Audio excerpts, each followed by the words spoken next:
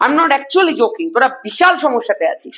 কাদায় ডিগবাজি খাচ্ছে পায়েল, পরীক্ষার হলে টুকলিটা ভালো করতে পারে কিন্তু পড়াশোনাটাও করতে পারে না। ধামাকা শুরু করা যাক। হ্যালো এন্ড ওয়েলকাম সবাইকে আমার ইউটিউব চ্যানেল অ্যাডভেঞ্চার একাডেমির আরো একটা নতুন ভিডিওতে। আমি তোমাদের মেন্টর সৈকত দাস।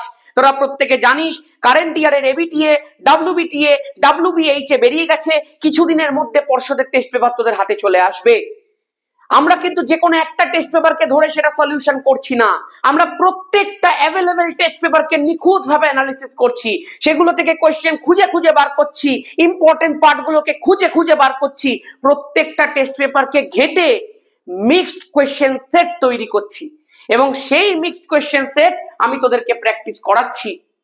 তোরা জানিস অ্যাডভেঞ্চার একাডেমি ইউনিক ভাবে মাধ্যমিক ভৌত বিজ্ঞানটাকে তিনটে ক্যাটাগরিতে ভেঙে দিয়েছে।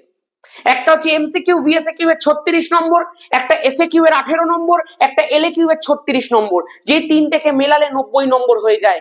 আমাদের প্রচুর স্টুডেন্ট টেস্ট পরীক্ষাতে ভৌত বিজ্ঞানে 90তে 90 পেয়েছে, আর মাধ্যমিকে তো ঝড় আসবে।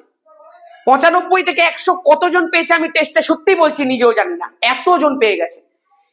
এইবার একটা কথা বলি, অ্যাডভেঞ্চার একাডেমির এই যে কোশ্চেন সেটগুলো তুই যদি নিখুঁত ভাবে চোখ বন্ধ করে ফলো করতে পারিস, মাধ্যমিকে তুইও 100 পেতে পারিস।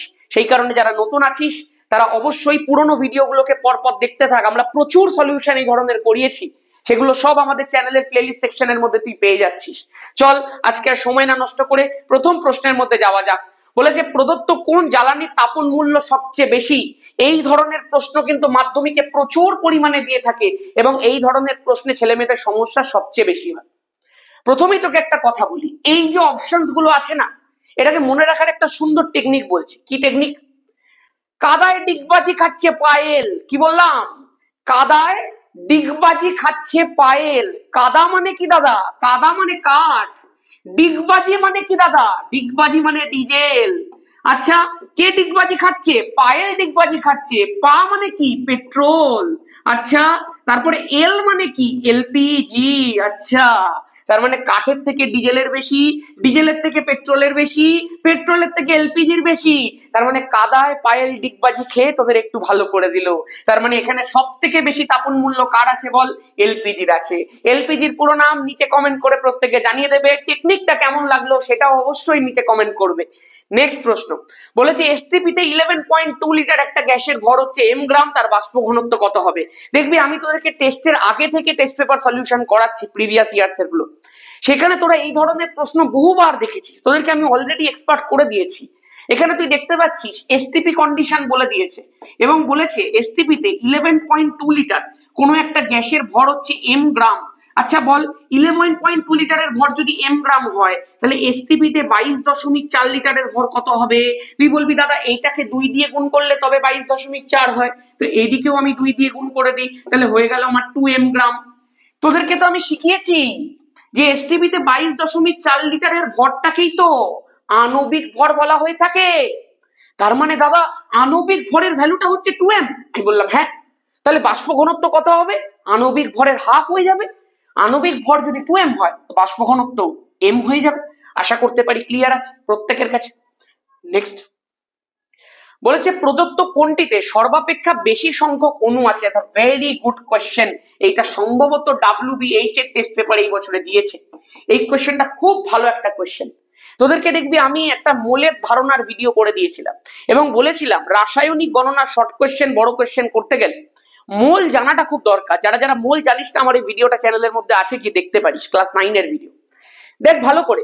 আমি তোদেরকে ওখানে বলেছিলাম যে কোনো একটা আণবিক পদার্থকে, এগুলো প্রত্যেকটা তো আণবিক পদার্থ, O2, NO2, N2, H2 প্রত্যেকটা আণবিক পদার্থ, প্রত্যেকটা দেখ অণু। এবার তুই চিন্তা করে দেখ, যে কোনো আণবিক পদার্থকে, যে কোনো অণুকে আমরা যদি তার আণবিক ভর পরিমাণ নিয়ে নিই, আমরা যদি তার মোলার ভর পরিমাণ নিয়ে নিই, তার মানে সেটাকে 1 মোল পরিমাণ নেওয়া হয়। আমি তোদেরকে এটা শিখিয়েছি।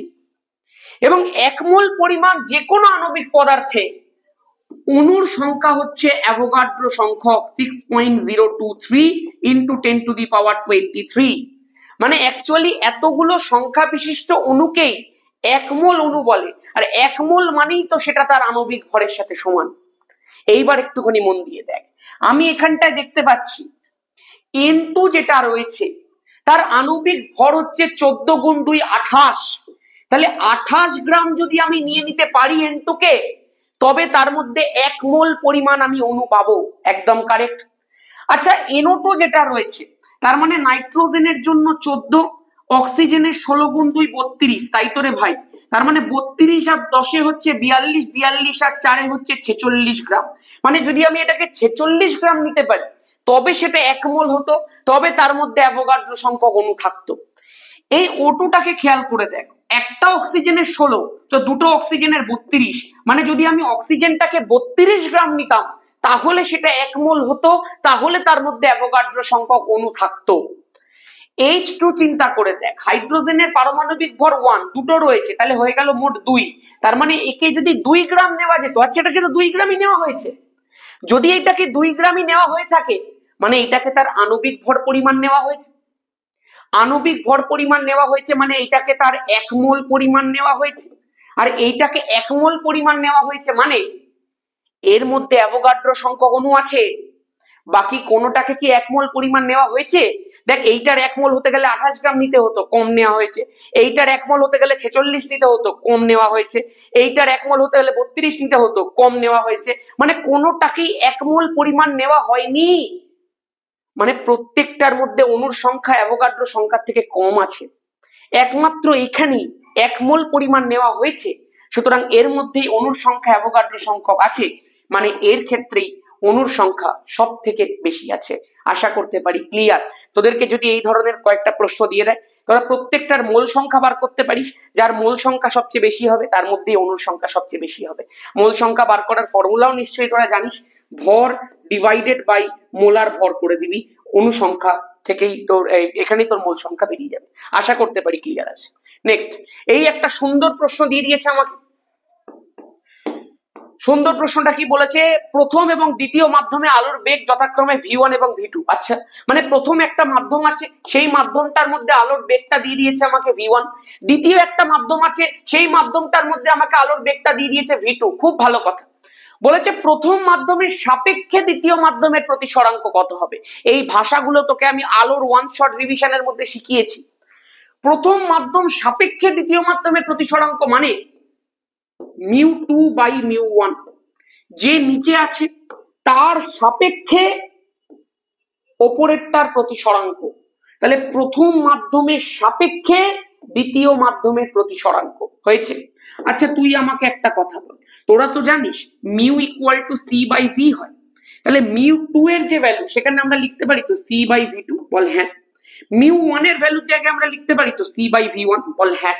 আচ্ছা, এইটাই ভি2 আর ভি1টা কি? বেগ তোরে ভাই, যার ভ্যালু গুলো তোকে দিয়ে দিয়েছে। আচ্ছা, তুই আমাকে বল তাহলে তাহলে μ2 বাই μ1 এই ভ্যালুটাকে কি লেখা গেল আলটিমেটলি? না, উপরে দেখ v1টা উঠে গেল, তাহলে v1, আর নিচে দেখ v2টা নেমে গেল, তাহলে v2।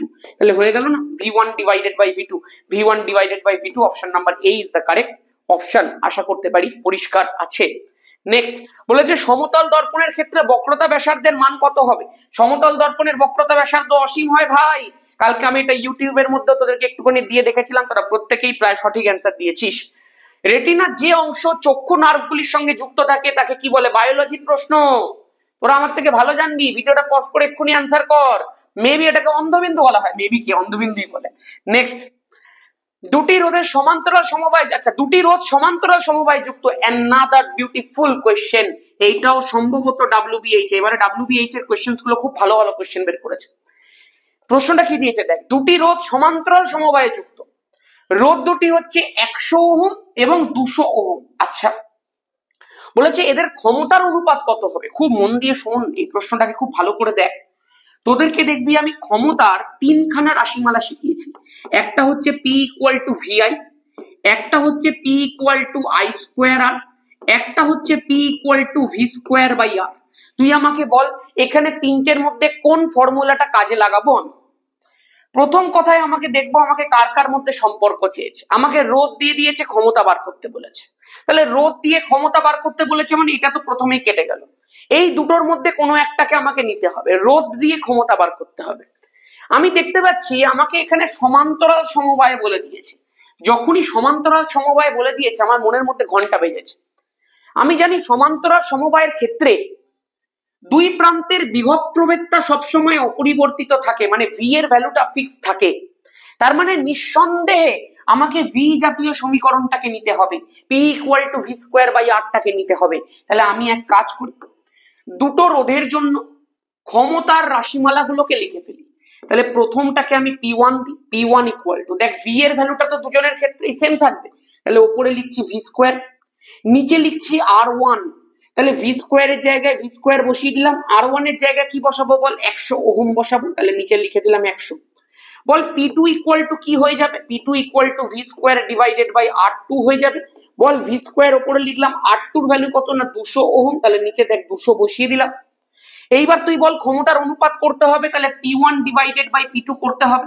যখনই P one divided by P two করবো, V square by 100, V square by 200, তাহলে এখানটায় করি ভি স্কোয়ার বাই 100, এখানে করি ভি স্কোয়ার বাই 200, 200 ওপরে উঠবে 100 নিচে নামবে, তাহলে 200 বাই 100 হয়ে গেল না 2:1 অনুপাত। আশা করতে পারি ক্লিয়ার আছে প্রত্যেকের কাছে, একদম ঝকাঝক, একদম ক্লিয়ার। চলো নেক্সট।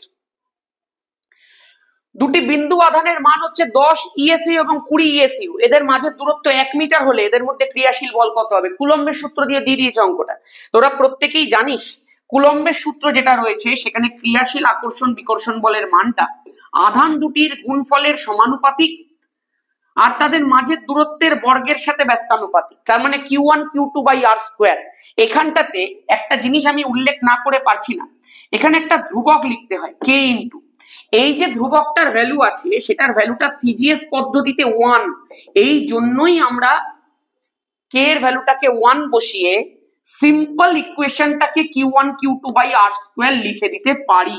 ব্যাপারটা বুঝতে পেরেছিস? তোরা প্রত্যেকে একটুখানি নিচে কমেন্ট করে জানাতো কে এর মানটা এসআই পদ্ধতিতে কত, উইথ ইউনিট লিখবে কিন্তু। হ্যাঁ, এবার খেয়াল করবে, বলেছে দুটি বিন্দু আধানের মান, একটার মান দিয়ে দিয়েছে Q1 এর ভ্যালু দিয়ে দিয়েছে 10 ইএসইউ, মানে সিজিএসএ দিয়ে দিয়েছে, বুঝতে পারছিস, ওই জন্যই 1 বসিয়ে দিয়েছি। Q2 এর যে ভ্যালুটা দিয়ে দিয়েছে সেটা দিয়ে দিয়েছে হচ্ছে 20 ইএসইউ, খুব ভালো কথা। এদের দুজনের মাঝখানে দূরত্ব নেই, ঝামেলা করে দিয়েছে, 1 মিটার দিয়ে দিয়েছে, তার মানে আর এর ভ্যালুটাকে 1 মিটার রাখলে হবে না, 1 মিটার মানে 100 সেন্টিমিটার, ওই সেন্টিমিটারে তোকে নিয়ে চলে যেতে হবে। এবার এখানে ঝপাঝপ করে বসিয়ে দাও, অ্যান্সার হয়ে যাবে। বলো এফ এর ভ্যালুটা কত হয়ে যাবে? Q1 এর জায়গায় 10 বসাও, Q2 এর জায়গায় 20 বসাও, তাহলে 10 গুণ 20 হয়ে গেল। নিচে আর স্কোয়ার, আর মানে 100, তাহলে 100 স্কোয়ার করে দাও, 100 স্কোয়ার মানে 100টাকে দুবার বসিয়ে দাও, শেষ হয়ে গেল। আচ্ছা এবার দেখ, দুটো শূন্য দিয়ে দুটো শূন্য কেটে গেল, ওপরে 2 নিচে 100, অ্যান্সার হয়ে গেল 0.02 আশা করতে পারি ক্লিয়ার আছে। 0.02, এই যে প্রথম option 0.02 dyne, complete and clear and done and dusted. দ্বিতীয় পর্যায় সারণীর চতুর্থ, সর্বনাশ করে যায়, দ্বিতীয় পর্যায় সারণীর, আচ্ছা দ্বিতীয়, হ্যাঁ শুধু দ্বিতীয় হচ্ছে, দীর্ঘ পর্যায় সারণীর চতুর্থ পর্যায়ে কতগুলি মৌলিক পদার্থ আছে? চতুর্থ পর্যায়ের মৌলিক পদার্থ জিজ্ঞাসা করেছে, খুব ভালো করে মন দিয়ে শোন। চতুর্থ পর্যায়তে কিন্তু কমপ্লিট মৌল থাকে, তাই না, কমপ্লিট থাকে। তাহলে 1 আর 2 এই দুটো শ্রেণী মিলিয়ে দুখানা মৌল, 3, 4, 5, 6, 7, 8, 9, 10, 11, 12, 3 থেকে 12 মোট 10 খানা মৌল হচ্ছে, সেই 10টা মৌল সন্ধিগত মৌল। তাহলে এই 1 আর 2 ক্ষার ধাতুগুলোর পরে 10 খানা মৌল আছে সন্ধিগত মৌল, 3 নম্বর শ্রেণী থেকে শুরু করে 12 নম্বর শ্রেণী, মোট 10টা মৌল হচ্ছে। ওকে, তারপরে 13 নম্বর মৌল, 14 নম্বর, 15 নম্বর, 16 নম্বর, 17 নম্বর, 18 নম্বর, মানে আরো 6 খানা। প্রথমে কি করে গুনলাম বুঝতে পারলি তো? প্রথমে 1 আর 2 নম্বরের এলিমেন্টস গুলো মানে ক্ষার ধাতুগুলো, তারপরে সন্ধিগত মৌল মোট 10 খানা, 3 থেকে 12, তারপরে 13 থেকে শুরু করে 18 পর্যন্ত যে কটা মৌল আছে সব কটা, তাহলে মোট কত হয়ে গেল বল? 10 আর 6 16, 16 আর 2 18 খানা মৌল হয়ে গেল। আশা করতে পারি বিষয়টা কমপ্লিট, প্রত্যেকের কাছে একদম ক্যালকুলেশনটা পরিষ্কার। নেক্সট বলেছে এসটিবিতে 22,400 ml গ্যাসের ভর যদি 16 গ্রাম হয়, তাহলে গ্যাসটাকে, এই নিচে কমেন্ট কর, এই প্রশ্ন বহুবার করিয়েছি, 22,400 ভর দিয়ে দিয়েছি 16 গ্রাম, নিচে কমেন্ট করো। নেক্সট বলছে একটা বিন্দু আলোক উৎস থেকে একটি অবতল দর্পণের বক্রতা কেন্দ্র স্থাপিত হয়েছে। আচ্ছা, মানে একটা বিন্দু আলোক উৎস একটা অবতল দর্পণের বক্রতা কেন্দ্রের মধ্যে আমি স্থাপন করেছি, ওই উৎস থেকে দর্পণে আপতিত এবং দর্পণ থেকে প্রতিফলিত রশ্মির মধ্যে চ্যুতি কোণ। ওরে সর্বনাশ করেছে, এটা মনে হয় মাধ্যমিক এক্সামিনেশন 2020 প্রশ্ন আছে, if I am not wrong, এটা 2020 সালের প্রশ্ন। এই 2020 সালে আমি প্রথম মাধ্যমিকের ব্যাচ পড়িয়েছিলাম, আজকে 25 26 হয়ে যেতে যায়, 20, তারপরে 21 পড়িয়েছিলাম কিন্তু পরীক্ষা হয়নি, 22 20 21 22 23 24 25 26, এটা 7 নম্বর ব্যাচ বেরোবে। চল ভাই, আচ্ছা যেটা বিষয় সেটা হচ্ছে যে যখন অবতল দর্পণের ক্ষেত্র আসে, যখন অবতল দর্পণের প্রসঙ্গ আসে, তোরা প্রত্যেকে জানিস বক্রতা কেন্দ্র থেকে যখন বিন্দু উচ্চটা স্থাপন করা হয় সেটা দর্পণের মধ্যে লম্বভাবে গিয়ে পড়ে, আবার একই পথে ফিরে চলে আসে। তার মানে আপতিত রশ্মি যেই পথ ধরে যাচ্ছে, প্রতিফলিত রশ্মি সেই পথ ধরেই ফিরে চলে আসছে। মানে রশ্মিটা গেল এমনি, এই গেল, আবার এই পথেই ফিরে চলে এলো, মানে যে চুটিটা হলো সেই চুটিতে 180 ডিগ্রি চুটি হয়ে গেল, মানে 180 ডিগ্রি পুরো টার্ন নিয়ে ফিরে চলে এসছে। সেই জন্য চুটি কোণের মান হচ্ছে 180 ডিগ্রি। আশা করতে পারি ক্লিয়ার আছে। নেক্সট বলছে কোনটি দিয়ে তড়িৎ চুম্বকের মজ্জা তৈরি হয়? নরম লোহা দিয়ে তৈরি করা হয়। ঠিক আছে, এটাকে সহজে চৌম্বকত্বে আনা যায়, আবার চৌম্বকত্ব থেকে সরিয়েও নেওয়া যায় সহজে। নেক্সট, শর্ট সার্কিট হলে আর এর মান কত হয়? ভাই ভাই ভাই 0 হয়ে যায় তো রে, রোধ তো প্রায় প্রায় শূন্য হয়ে যায়, তবেই না শর্ট সার্কিটটা হবে। নেক্সট বলেছে কোন অ্যানায়নের উপস্থিতিতে লোহাতে দ্রুত মরচে পড়ে? Cl- অ্যানায়নের উপস্থিতিতে দ্রুত মরচে পড়ে। ঠিক আছে, নেক্সট, সরলতম কিটোনের আণবিক গুরুত্ব কত? সরলতম কিটোনটা আমি তোকে শিখিয়ে দিচ্ছি, তুই আণবিক গুরুত্বটা বলতে পারবি। যদিও যারা আমাদের জৈব রসায়নের ক্লাস করেছিস তারা এগুলো সবই জানিস। দেখ কিটোন গ্রুপ মানে কি? কিটোন গ্রুপ মানে হচ্ছে C+O হবে, আর দুটো বন্ড ফাঁকা থাকবে। এবার আমাকে একটা কথা বল, তুই কি এখানে কোথাও হাইড্রোজেন বসাতে পারিস? উত্তর হচ্ছে না দাদা, পারি না। কেন? তার কারণ যখনই আমি হাইড্রোজেন বসাবো এটা একটা অ্যালডিহাইড গ্রুপে কনভার্ট হয়ে যাবে, মানে আমি কোনো দিকেই হাইড্রোজেন বসাতে পারবো না। দেখ দুদিকেই হাইড্রোজেন বসিয়ে দিলাম, এটা তো অ্যালডিহাইডে কনভার্ট হয়ে গেছে ভাই, সরলতম অ্যালডিহাইড। তুই বলবি দাদা তুই বহুত বাজে লোক আছো, আমি একদিকে মিথাইল গ্রুপ বসিয়ে দিই আর একদিকে হাইড্রোজেন বসিয়ে দিই, আরে এটাও তো অ্যালডিহাইড, CH3CHO। তার মানে দাদা কোনো দিকেই হাইড্রোজেন বসানো যাবে না, দুদিকেই সব থেকে সিম্পলেস্ট হাইড্রোকার্বন মূলক বসাতে হবে, মানে মিথাইল। এটাই হয়ে গেল সবচেয়ে সরলতম কিটোন, যেটার নাম হচ্ছে, শুনে রাখ 11-12 কেমিস্ট্রিতে খুব কাজে লাগবে, নাম হচ্ছে acetone.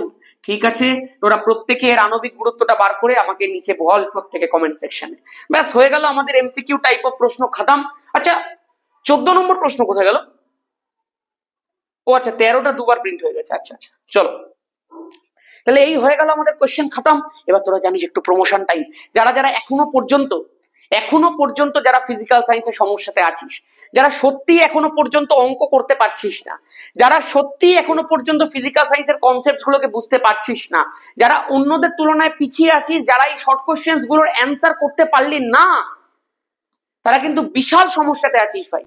I am not actually joking, তোরা বিশাল সমস্যাতে আছিস।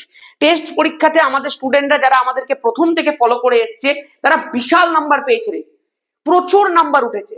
কিন্তু যারা এখনো পারছিস না, যারা সত্যি সমস্যাতে আছিস, তাদেরকে আমি বলছি আমাদের ধামাকা ব্যাচের যে ফিসটা আমরা 999 থেকে কমিয়ে এই 2 মাসের জন্য টেস্ট পরীক্ষার পর থেকে 599 করে দিয়েছি।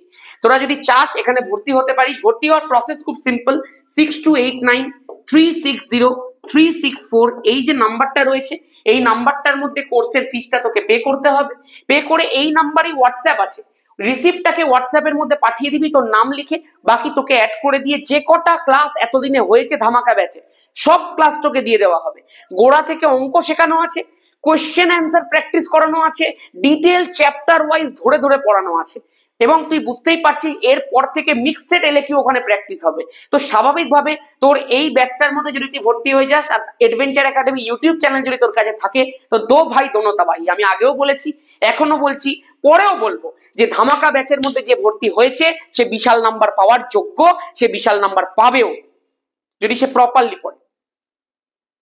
এবার এখানে একটা ব্যাপার আছে, আমাদের যখন 11 কেমিস্ট্রি আমরা যখন পড়ানো শুরু করব, যারা যারা ধামাকা ব্যাচ থেকে থাকবে তাদের অ্যাডমিশন প্রথমে হয়ে যাবে এবং তাদের কিছু টাকা ওখান থেকে কমে যাবে। যারা ধামাকা ব্যাচে আছে শুধুমাত্র তাদেরই আমরা ওটা গ্রুপ থেকে অ্যাডমিশন করিয়ে নেবো। ব্যাপারটা বুঝতে পেরেছিস? এবার আমি একটু জাস্ট দেখে নিই যে আমার রেকর্ডিংটা পারফেক্ট হচ্ছে কিনা, তারপরে আমরা VSQ-টা শুরু করব। একদম রেকর্ডিং পারফেক্ট আছে। চলো প্রথম প্রশ্ন এবার যেটা রয়েছে সেটা হচ্ছে ডবসন এককের সংজ্ঞা। খেয়াল করে দেখিস ডবসন মানে কি? ওজোন স্তরের ঘনত্ব পরিমাপের এককটাই তো ডবসন। আসলে বলা হয় বায়ুমণ্ডলীয় চাপে 0.01 মিলিমিটার পুরো ওজোন স্তরের যে ঘনত্ব সেটাকেই ডবসন একক বলা হয়ে থাকে, 1 DU। চার্লসের সূত্রটি লেখো। আমি ভাবলাম একটুখানি পুরোনো জিনিসটা রিভাইজ করে দেওয়া যাক, চার্লসের সূত্র অনেকে পারে না। দেখ ভাই তুই ধরে নে, আচ্ছা প্রথমেই তোকে একটা কথা বলি, চার্লসের সূত্রটা দেখতে কেমন ছিল বল? VT equal to V0 plus V0 into T by 273, এই ধরনের তো দেখতে ছিল সেলসিয়াস স্কেলে চার্লসের সূত্র। এখানে তোর V0টা কি ছিল রে? V0টা ছিল 0 ডিগ্রি সেন্টিগ্রেড উষ্ণতাতে গ্যাসের আয়তন। এবার তুই খেয়াল করে দেখিস চার্লসের সূত্রটা অ্যাকচুয়ালি কাদেরকে নিয়ে ডিল করছে? আয়তনের সঙ্গে উষ্ণতাকে নিয়ে ডিল করছে। তার মানে এখানে আয়তন আর উষ্ণতার মধ্যে সম্পর্ক আমরা 4টে রাশিমালা দিয়েছিলাম, টি, ভি, টি আর ডাব্লিউ। আমি তোকে বলেছিলাম যে মানে ডাব্লিউটা কি গ্যাসের ভর, পিটা কি গ্যাসের চাপ, ভিটা কি গ্যাসের আয়তন আর টিটা কি গ্যাসের উষ্ণতা। আমি তোকে শিখিয়েছিলাম যে কোনো দুজনের মধ্যে যদি সম্পর্ক হয় তাহলে বাকি দুজন কি থাকে বল? ধ্রুবক থাকে। তার মানে এই চার্লসের সূত্রের মধ্যে গ্যাসের চাপটা ধ্রুবক আর গ্যাসের ভরটা ধ্রুবক। ওই জন্য আমরা লিখি স্থির চাপে নির্দিষ্ট ভরের কোন গ্যাসের উষ্ণতা প্রতি 1 ডিগ্রি সেন্টিগ্রেড বৃদ্ধি বা হ্রাসের জন্য গ্যাসটা 0 ডিগ্রি সেন্টিগ্রেড উষ্ণতায় যে আয়তন থাকে তার 1/273 অংশ যথাক্রমে বৃদ্ধি বা হ্রাস পায়। যারা যারা আগে পড়েছে তারা বুঝে গেছে, আর যারা পড়েনি তারা এদিকে তাকাও। এবার খুব ভালো করে মন দিয়ে আমার কথাটা শুনবে। এবার আমি তাদের জন্য শেখাচ্ছি যারা চার্লসের সূত্র কমপ্লিটলি ভুলে গেছে। বল 0 ডিগ্রি সেন্টিগ্রেড উষ্ণতাতে গ্যাসের আয়তন কত? V0। আমি যদি উষ্ণতাটাকে 1 ডিগ্রি বাড়াই তাহলে আয়তনটা কত হয়ে যাবে বল? V1 হয়ে যাবে। চার্লসের সূত্রটা কি বললো বল? বললো যে স্থির চাপে নির্দিষ্ট ভরের কোনো গ্যাসের উষ্ণতা প্রতি 1 ডিগ্রি সেন্টিগ্রেড যখন তুমি বৃদ্ধি বা হ্রাস করবে, যেমনি এখানে 0 ডিগ্রি থেকে 1 ডিগ্রি পর্যন্ত আমি বাড়িয়েছি, তখন আয়তনটা কি হবে না? আয়তনটা 0 ডিগ্রিতে যে আয়তনটা ছিল সেটা তো থাকবেই, আর উষ্ণতা বৃদ্ধি করার জন্য আয়তনটা বাড়বে কতটা না? 0 ডিগ্রিতে যে আয়তনটা ছিল তার 1/273 অংশ বৃদ্ধি পাবে। এটাই বলতে চাইলো। তুই আরেকবার শুনবি। স্থির চাপে নির্দিষ্ট ভরের কোন গ্যাসের উষ্ণতা প্রতি 1 ডিগ্রি সেন্টিগ্রেড বৃদ্ধি বা হ্রাসের জন্য, এখানে আমরা বৃদ্ধি দেখাচ্ছি, তাহলে বৃদ্ধির জন্য গ্যাসটা 0 ডিগ্রি সেন্টিগ্রেড উষ্ণতায় যে আয়তন ছিল তার মানে তার সাথে গুণ হবে, র আছে একটা, এর আছে, আমরা জানি এর মানে গুণ, তার 1/273 অংশ যথাক্রমে বৃদ্ধি বা হ্রাস পায়। মানে উষ্ণতা বাড়ালে আয়তন বাড়বে, উষ্ণতা কমালে আয়তন কমবে। যেহেতু আমরা উষ্ণতা বাড়িয়েছি সেই জন্য এখানে একটা প্লাস দিয়েছি। আয়তন 0 ডিগ্রিতে যা ছিল তার 1/273 অংশ বেড়ে গেছে। দিস ইজ চার্লসের সূত্র। ক্লিয়ার? এখানে আমরা 1 বসিয়েছি বলে এখানে 1 বসিয়েছে দাদা? আমি বললাম হ্যাঁ। এখানে যদি আমরা টি বসাই তো এখানেও টি বসবে? আমি বললাম হ্যাঁ। এই তো করেছি তাই। VT equal to V0 plus V0 into T by 273। Complete আছে, কমপ্লিট আছে, কমপ্লিট আছে। দাদা উষ্ণতা বাড়লে আয়তনটা বাড়ে কেন? ওই যে নিউ মার্কেটে প্রচুর লোক গিয়ে পেছনে একটু একটু একটু একটু করে ছাঁকা দিয়ে দাও, উষ্ণতা বাড়িয়ে দেবে, দেখবে কেমন ছুটবে, আয়তন বেড়ে যাবে ভাই। ঠিক আছে চল। বলছে উষ্ণতার কেলভিন স্কেল এবং উষ্ণতার সেলসিয়াস স্কেলের মধ্যে কোনটি অধিক মৌলিক? উষ্ণতার কেলভিন স্কেলটা অধিক মৌলিক। তার কারণটা কি জানিস? কারণ কেলভিন স্কেলের মধ্যে কোনো ঋণাত্মক টেম্পারেচার থাকে না। কেলভিন স্কেলের যেটা শুরু একদম স্টার্টিং টেম্পারেচার সেটা হচ্ছে 0 কেলভিন। ওকে, 0 কেলভিনটা শুধুমাত্র কেলভিন স্কেলে 0 নয়, এই 0 কেলভিনটা মহাবিশ্বের সবচেয়ে নিম্নতর টেম্পারেচার।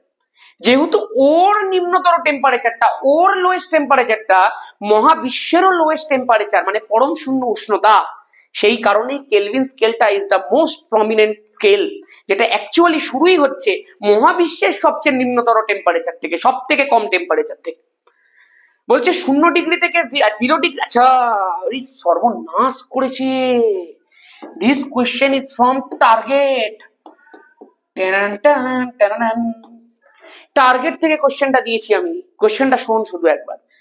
বলেছে 4 ডিগ্রি সেন্টিগ্রেড থেকে 0 ডিগ্রি সেন্টিগ্রেড উষ্ণতায়, মানে উষ্ণতাটাকে কমিয়ে দিলাম, কিন্তু 4 ডিগ্রি থেকে 0 ডিগ্রি, এটা 4 ডিগ্রি আছে, সেখান থেকে কমিয়ে করলাম 0 ডিগ্রি সেন্টিগ্রেড। এই উষ্ণতার মধ্যে জলের আয়তন প্রসারণ গুণাঙ্ক ড্যাশ হয়। খুব মন দিয়ে আমার কথাটা শুনবি। তোরা প্রত্যেকে কিন্তু ব্যতিক্রান্ত প্রসারণ পড়েছিস। অন্যান্য যে কোনো পদার্থের ক্ষেত্রে আমরা যদি উষ্ণতাটাকে বাড়াই তাহলে তার আয়তনটা বাড়ে। অন্যান্য সকল পদার্থের ক্ষেত্রে উষ্ণতা যখনই তুই বাড়াবি, তুই আজকে চিন্তা করে দেখ, ধর তুই একটা প্লাস্টিক নিয়েছিস, তাকে ধর গলাচ্ছিস, তাহলে গলালে তার আয়তনটা বেড়ে গেল। তাহলে যে কোনো জিনিসকে তার উষ্ণতা বাড়ালে আয়তন বাড়ে। কিন্তু জলের ক্ষেত্রে একটুখানি বিষয়টা আলাদা। জলের ক্ষেত্রে যখন তুই 0 ডিগ্রি থেকে 4 ডিগ্রি পর্যন্ত যাবি, যখন তুই এই রেঞ্জের মধ্যে উষ্ণতাটাকে বাড়াবি, তখন তুই দেখতে পাবি আয়তনটা বৃদ্ধি পাচ্ছে না, বরং আয়তনটা কমে যাচ্ছে। আয়তনটা যদি কমে যায় তাহলে কি বাড়ে বল? ঘনত্ব বাড়ে। এই জন্যই বলা হয় জলের ঘনত্ব 4°C উষ্ণতাতে ম্যাক্সিমাম। তার মানে 0 থেকে যখন আমি 4 করছি তখন আয়তনটা কমছে, ঘনত্বটা বাড়ছে, বলো হ্যাঁ। কিন্তু যদি আমি উল্টোটা করি, মানে 4° থেকে 0° করি, যখন আমরা 4° থেকে 0° করব তখন কিন্তু আয়তনটা কমার বদলে আয়তনটা বাড়বে, স্বাভাবিক ব্যাপার।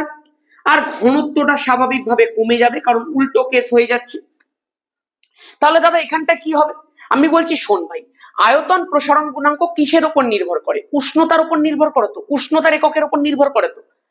আজকে তুই যখন প্রারম্ভিক তাপমাত্রাটাকে রাখছিস 4°C, মানে তোর T1 এর ভ্যালুটা হচ্ছে 4°C, T2 এর ভ্যালুটা হচ্ছে 0°C।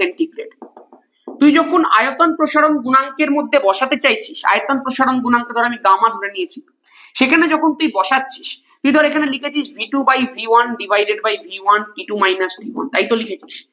তুই বলতো তোর কিসের ভ্যালুটা বেশি, তোর T2 এর ভ্যালুটা বেশি না তোর T1 এর ভ্যালুটা বেশি? তুই বলবি দাদা T1 এর ভ্যালুটা বেশি, কারণ T1 টা 4, T2 টা তো 0। তার মানে এই T2 মাইনাস T1 এর জায়গায় তুই লিখবি 0-4, আর 0-4 মানে সেটা একটা নেগেটিভ ভ্যালু হবে, -4 হয়ে যাবে। তার মানে ওভারঅল আয়তন প্রসারণ গুণাঙ্কের ভ্যালুটাও ঋণাত্মক হয়ে যাচ্ছে, বলো হ্যাঁ। এই জন্যই 4° থেকে 0° উষ্ণতার মধ্যে জলের আয়তন প্রসারণ গুণাঙ্কটা ঋণাত্মক হয়। তার কারণ এটা টেম্পারেচারের উপর ডিপেন্ড করে, আর টেম্পারেচারটা দেখ 4° থেকে 0° হচ্ছে, মানে ওভারঅল পার্থক্যটা নেগেটিভ হয়ে যাচ্ছে। আশা করব ক্লিয়ার আছে। নেক্সট, ড্যাশ অভিমুখী আপতিত রশ্মি গলীয় দর্পণ থেকে প্রতিফলনের পর আপতিত পথ বরাবর ফিরে যায়। আরে একটু আগে তো এটা করালাম রে, বক্রতা কেন্দ্র অ্যান্সার হয়ে যাবে রে, একই কোশ্চেন রিপিট হয়ে গেল রে। এমসিকিউতেও আর ভিএসকিউতে জাস্ট দুটো ভাষা আলাদা, এটা একটা বড় ব্যাপার। ঠিক আছে, নেক্সট, একজন ছাত্র ক্লাসে ব্ল্যাকবোর্ডের লেখা দেখতে পায় না। আচ্ছা, মানে সে দূরের জিনিস দেখতে পাচ্ছে না, কাছের জিনিস পাচ্ছে, কিন্তু সামনের বেঞ্চের বই দেখতে পায়, মানে টুকলি ভালো করতে পারে ভাই। পরীক্ষার হলে টুকলিটা ভালো করতে পারে, কিন্তু পড়াশোনাটাও করতে পারে না। একদম পারফেক্ট ছাত্র আমাদের, হেভি টুকলি করবে, এমনি সামনের লেখা দেখতে পাচ্ছে, দূরে যখন পড়ানো হচ্ছে সেটা দেখতে পাবে না। আচ্ছা, কেউ সামনের জিনিস দেখতে পায় মানে তার অ্যাকচুয়ালি কি রোগ আছে? স্বল্প দৃষ্টি আছে। যদি সে দূরের জিনিস দেখতে পেত তার মানে তার দীর্ঘ দৃষ্টি থাকতো, কিন্তু দূরের জিনিসটা দেখতে পাচ্ছে না, কাছের জিনিসটা পাচ্ছে, মানে তার স্বল্প দৃষ্টি রয়েছে। আর স্বল্প দৃষ্টি আছে মানে তাকে অবতল লেন্স যুক্ত চশমা ব্যবহার করাতে হবে। হয়েছে। নেক্সট, সরল ভোল্টীয় কোষের তড়িৎচালক বলের মান 1.08 ভোল্ট। নেক্সট, কোন যন্ত্রের মাধ্যমে এসি কে ডিসি, এই আগের দিন করিয়ে দিয়েছি একদম প্রপারলি ইলাবোরেট করে, আগের এমসিকিউ বিএসকিউ এর সেটটায় প্রপারলি বলেছি ডিসি টু এসি কি, এসি টু ডিসি কি। ওই ভিডিওটা দেখে যারা যারা দেখিস না ওটা দেখে আমাকে কমেন্ট সেকশনে অ্যানসার করবি, এটা দেখে নেওয়ার পর ওটা দেখবি, তারপরে অ্যানসার করে যাবি। এলডিপি এর পুরো নাম কি? এই কোশ্চেনটা মনে হয় এবিটিএ তে পেয়েছি। এলডিপি এর পুরো নাম হচ্ছে লো ডেনসিটি পলি ইথিলিন। অ্যাকচুয়ালি পলিইথিলিন বা পলিথিন দুই প্রকারের হয়ে থাকে, একটা হাই ডেনসিটি পলিইথিলিন, একটা লো ডেনসিটি পলিইথিলিন। ঠিক আছে, এগুলো সব ক্লাস 12 এর পলিমার চ্যাপ্টারে আছে। নেক্সট, থার্মিট পদ্ধতিতে জারক কি? ওরে সর্বনাশ করেছে। আমরা ইউজুয়ালি বিজারক জিজ্ঞাসা করি, এখানে জারক জিজ্ঞাসা করেছে, এটাও সম্ভবত এবিটি এর মধ্যেই আছে। Fe2O3 এর সঙ্গে অ্যালুমিনিয়ামের বিক্রিয়া হয়। এই Fe2O3 এর সঙ্গে অ্যালুমিনিয়ামের বিক্রিয়ার ফলে কি তৈরি হয় বল? Fe টা আলাদা হয়ে যায় অক্সিজেনের থেকে, আর অক্সিজেনটা অ্যালুমিনিয়ামের সঙ্গে যুক্ত হয়ে যায়, তার মানে 2Fe প্লাস Al2O3, তাই তো উৎপন্ন হয় রে ভাই। এবার তুই চিন্তা করে দেখ, এখানটা একটা 2 বসে, দাদা সমতা বিধানটা করেনি কেন? আরে সমতা বিধানটা তুই নিজে করবি রে। Fe2 মানে এখানে 2Fe করে দাও, Al2O3 কমপ্লিট আছে। চিন্তা করে দেখিস একটুখানি, এখানে Fe2O3 থেকে Fe তৈরি হচ্ছে, তার মানে এটাই তো একটা বিজারণ প্রসেস। আর Al থেকে Al2O3 তৈরি হচ্ছে, এটাই তো একটা জারণ প্রসেস। এইবার আমাকে একটা কথা বল, এখানে তোকে জারক পদার্থ জিজ্ঞাসা করেছে, তাহলে জারণটা ঘটাচ্ছে কে? জারণটা হচ্ছে কার জিজ্ঞাসা করিনি কিন্তু, আমি বলছি জারণটা ঘটাচ্ছে কে? যার নিজের বিজারণ ঘটছে। যার নিজের বিজারণ ঘটছে সেই তো জারণটা ঘটাবে। তার মানে জারণ কার দ্বারা হচ্ছে? জারণটা ঘটাচ্ছে কে? যার বিজারণ হয়েছে কার বিজারণ হয়েছে? Fe2O3 এর বিজারণ হয়েছে। তাহলে Fe2O3 জারণ ঘটাবে, তাহলে Fe2O3 টাই হচ্ছে আমার জারক পদার্থ। যদি বলতো বিজারক কি, বিজারকটাকে, বিজারক সেই হবে যার নিজের জারণটা ঘটেছে। তাহলে বিজারক হচ্ছে অ্যালুমিনিয়াম, জারক হচ্ছে Fe2O3। ক্লিয়ার আছে? এটা নিজেরা করবে, এটা নিজেরা করে অ্যান্সার কমেন্ট সেকশনের মধ্যে লিখবে। একটি হাইপোভ্যালেন্ট যৌগের নাম, আগের ক্লাসে হাইপারভ্যালেন্ট করিয়েছি, মানে যার অষ্টক থেকে বহির্ভূত ব্যাপার হয়ে গেছে, অষ্টক ছাপিয়ে গেছে, অষ্টকের সম্প্রসারণ ঘটে গেছে। হাইপোভ্যালেন্ট মানে যার অষ্টকের সংকোচন ঘটেছে। অ্যান্সার হয়ে গেল BF3। এখানে বোরনের চারিদিকে তিনখানা ফ্লুরিন আছে, তিনটে ফ্লুরিন মানে তিনটে বন্ড, তিনটে বন্ড মানে 6টা ইলেকট্রন, 6টা ইলেকট্রন মানে অষ্টকের সংকোচন, 8টা হওয়ার বদলে 6টা। CuSO4 এর জলীয় দ্রবণে কি কি আয়ন আছে? CuSO4 মানে হচ্ছে Cu2+ আয়ন আছে, SO4 2- আয়ন আছে, আর জলীয় দ্রবণ মানে H+ আছে, OH- আছে। ক্লিয়ার আছে? নেক্সট, কোন দ্রব্যে নিকেলের প্রলেপ দিতে হলে তড়িৎ বিশ্লেষ্য রূপে কি ব্যবহার করা হয়? সামান্য বোরিক অ্যাসিড যুক্ত, এই কথাটা কিন্তু অনেকে লেখে না। সামান্য বোরিক অ্যাসিড যুক্ত নিকেল সালফেটের দ্রবণ ইউজ করতে হয়। নেক্সট, লাইকার অ্যামোনিয়ার আপেক্ষিক গুরুত্ব কত? 0.88। নেক্সট, লা ব্ল্যাঙ্ক পদ্ধতিতে Na2SO4 প্রস্তুতির সময় উপজাত রূপে কি পদার্থ পাওয়া যায়? মারাত্মক প্রশ্ন, মারাত্মক প্রশ্ন, এটা টার্গেটের প্রশ্ন আছে। উপজাত পদার্থ রূপে HCl তৈরি হয়। লাস্ট স্টেপে যখন সোডিয়াম বাইসালফেটের সঙ্গে NaHSO4 এর সঙ্গে NaCl এর রিঅ্যাকশন হচ্ছিল লা ব্ল্যাঙ্ক পদ্ধতিতে, তখন এখান থেকেই তো তৈরি হচ্ছিল। এই তো দুটো Na আর এই তো SO4, সেই দুটো মিলিয়ে Na2SO4 তৈরি হচ্ছিল, প্লাস এই একটা হাইড্রোজেন, এই একটা ক্লোরিন একসাথে মিলে HCl তৈরি করছিল। তাহলে Na2SO4 এর সঙ্গে আর কি তৈরি হচ্ছে? HCl। এই ভাই রেকর্ড ফেকর্ড হচ্ছে তো রে? নাকি আমি ফালতু বকে চলেছি? এই না না, রেকর্ড হচ্ছে। ওরে সর্বনাশ। চলো নেক্সট, বিষাক্ত মাস্টার্ড গ্যাস প্রস্তুতিতে কোন জৈব যৌগ ইউজ হয়? আরে ভাই ভাই ভাই, ইথিলিন। নেক্সট, কার্বাইড বাতিতে কোন গ্যাস ব্যবহৃত হয়? আরে ভাই ভাই ভাই, অ্যাসিটিলিন। হয়েছে? আরে কমপ্লিট তো রে, শেষ শেষ শেষ, আজকের মতো ফিনিশ। মিক্সড সেট আরো একটা করে নিলি, বুঝতে পারছিস তো? কোশ্চেন্স গুলো একদম বেছে বেছে বেছে বেছে আনা হয়েছে। এই ধরনের কোশ্চেন কিন্তু প্রপারলি যদি তুই প্র্যাকটিস করতে পারিস তাহলে কামাল হয়ে যাবে। এই মিক্স সেটের আইডিয়া অ্যাডভেঞ্চার একাডেমিতেই শুরু হয়েছে, এবং এটার উপর বড় একটা কপিরাইট আছে আমার কিন্তু। হ্যাঁ, কেউ মিক্স সেট চুরি করবে না। কয়েকজন আছে মিক্স সেটের কনসেপ্টটাকে চুরি করার চেষ্টা করছে এবং বলছে আমরাই প্রথম শুরু করেছি, আমরাই প্রথম শুরু করেছি। আরে কি ভাই, মিক্স সেট আমি আগের বছর থেকে করাচ্ছি। যাই হোক, চল, ব্যাস এটাই হচ্ছে বিষয়, আর কিচ্ছু না। ব্যাস, নতুন করে আর কিছু নেই, তোরা এই ধরনের ভাবে করতেই থাক। অ্যাডভেঞ্চার একাডেমি তোদের সাথে আছে, মাধ্যমিক পর্যন্ত কাঁপিয়ে দেবো ভাই। তুই যা করছিস সেভাবে করতে থাক, বাকিটা আমি বুঝে নিচ্ছি। MCQ VSQ ইউটিউবে করাচ্ছি, SAQ ইউটিউবের মধ্যে করাচ্ছি, LAQ মিক্স সেট ওখানে ব্যাচের মধ্যে হচ্ছে। LAQ এর চ্যাপ্টার ওয়াইজ বলছি, ইয়ার ওয়াইজ যে সলিউশনস গুলো 17 থেকে 25 ইউটিউবের মধ্যে আসবে।